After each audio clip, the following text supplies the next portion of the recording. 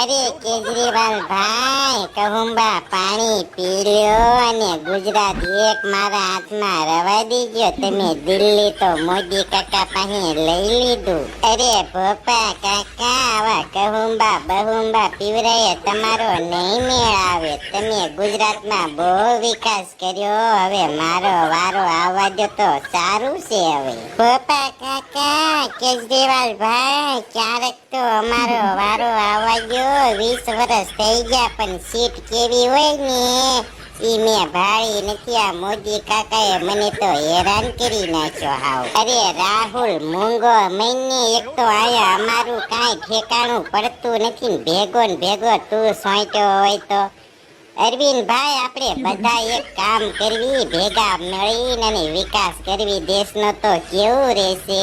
ના ઓ મોદી કાકા, તમે 20-25 વર્ષ રાજ કર્યું, તમે શું ઊંધ મળી નાખી મને કયો તો ખરા.